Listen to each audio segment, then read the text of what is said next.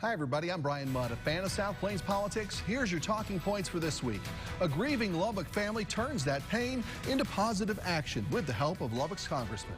And the Lubbock city budget includes extra money to pay first responders. A good thing, but maybe not good enough to make enough of a difference.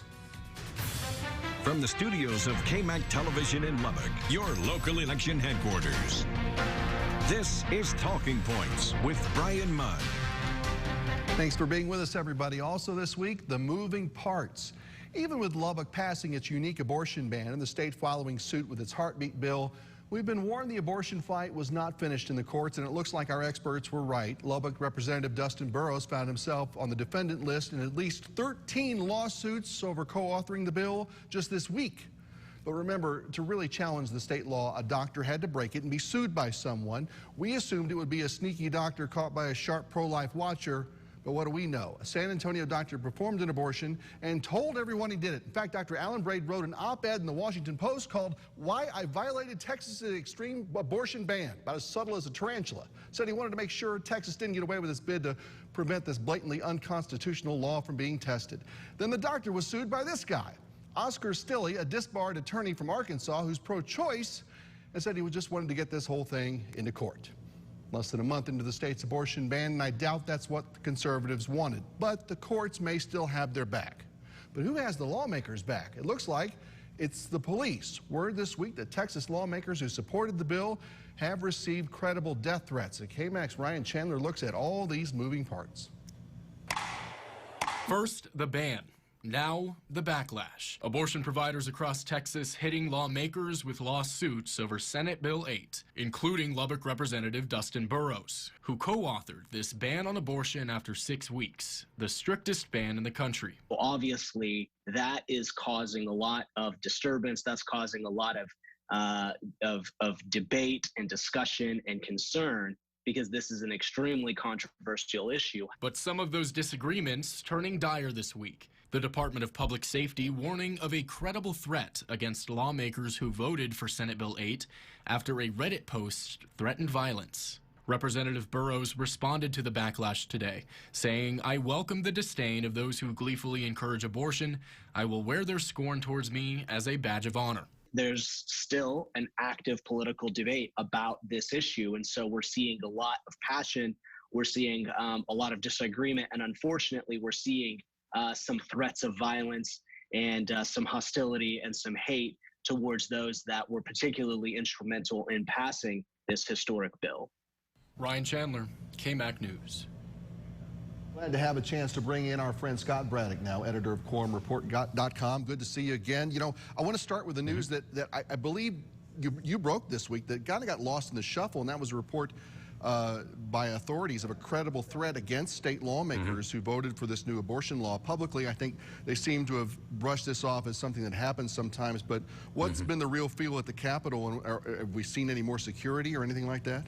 Well, I can tell you this is one that lawmakers are certainly taking seriously, and there was a little bit of a stepped-up attitude from the Department of Public Safety. They often, and it's not unusual, I want to stress that for your viewers, not unusual for DPS to let lawmakers know about various threats that may be made against them, and that happens all the time. You have very controversial topics that are being debated and different controversial pieces of legislation that have been passed. In this case, DPS was specifically trying to track down lawmakers, to talk to them on their personal cell phones, usually leave a note with their staff, leave a message with their staff. But in this case, they wanted to get to them directly and let them know what was going on.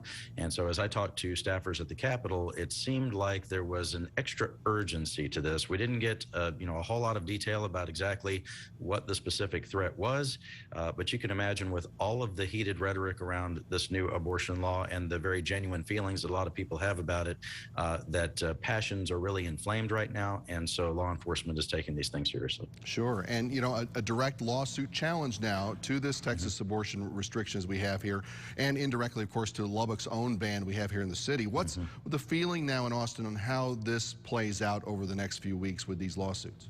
You know, I was talking to some Republicans privately who say that they are hoping that the courts will, in a way, sort of bail them out on this. I think that it has been understood by Republicans and Democrats alike over the last, a few decades that Roe versus Wade is just the law of the land, and some of these abortion laws that are passed are just unconstitutional on their face. But as you know, the Supreme Court did not say that, at least in ruling on a request for temporary relief from plaintiffs on this.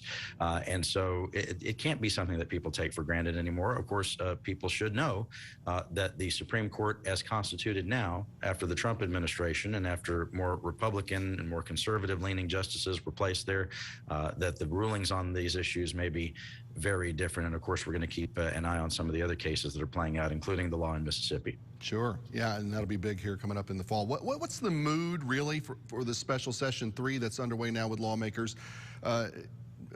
Only a long year for them so far, and now it's getting redistricting and several other items they talked about trying to deal with in 30 days. I guess common sense that that's probably not going to happen by the end of the month, right? Probably not going to happen by the end of the month. My reporting indicates that we will probably have at least one more additional special session. And I guess, people could say that the first special session didn't really count anyway because they couldn't do anything because the Democrats had gone to Washington as they were trying to block that elections bill, which eventually passed, of course. But I think that when you look at the other topics that the governor has put on the special session call, including just adding property taxes. He wants to offer some property tax, which would be, by the way, very temporary, only a one-year property tax cut of about $200 for people, depending on what their home is worth. But the governor adding controversial topics like, transgender youth in UIL sports across Texas. Those things are pretty controversial, and that's before you even get to talk about the bitter redistricting fight, which we know is going to play out. So you may need even an additional month, one more special session, to get that all settled out. Remember, lawmakers aren't just drawing their own seats, their own districts for the Texas House and Texas Senate, State Board of Education, but they also have to draw the lines for the congressional districts, and that gets the involvement of Democrats and Republicans in Washington as well. Sure, I want to get into this a little bit more. Is there anything, first of all, up the sleeves of Democrats this time to try to change any part of what Republicans have planned for these new district boundaries, or is this just basically a foregone conclusion that they draw them up how they want to at this point? There is a federal lawsuit in the works right now. It's actually been filed by 2 Democratic state senators to try to make the case that the Texas Constitution does not allow the legislature to draw these lines right now. And I think, without getting into the weeds of it, it's at least a valid legal question to ask. I don't make any predictions about how that lawsuit's going to turn out, but we'll keep an eye on that. In the case that the legislature would not be able to draw the maps, then courts would do that. Right now, as the new census numbers have come out and we see the population shifts all across the state, we do know that the lines we have in place currently are not constitutional because they don't honor the constitutional principle of one person, one vote. As we look out all across the entire state of 254 counties across 2 time zones, we know that in places like West Texas, where y'all are, and places like Deep East Texas, there's certainly going to be a loss of representation. There are going to be districts that will have to be consolidated because not only do you have some communities that are either growing slowly or are actually shrinking in those regions, but you also have just explosive growth in places like Southeast Texas, where Houston is, North Texas, or where I happen to be today in the Dallas-Fort Worth area. Check this number. In the top 11 most populous counties in Texas, those are now home to 17.4 million Texans.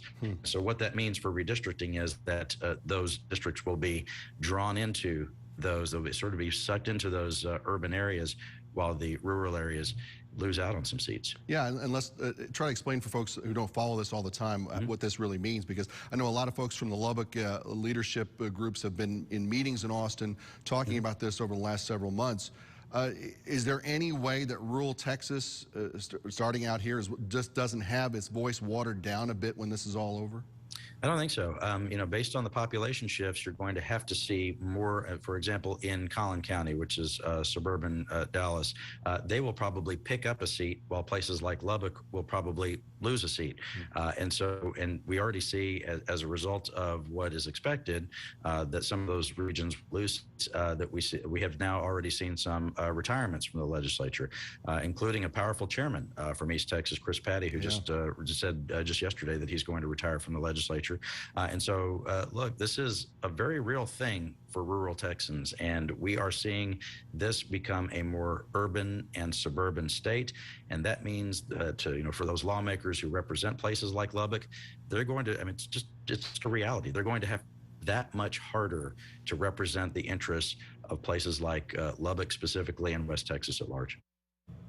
And we'll continue our conversation with Quorum Report Scott Braddock in just a moment. It's been a heart-wrenching scene at the Texas border, we know, for weeks, worse recently. But is the governor's response the right thing for him politically? We'll discuss that next on Talking Points.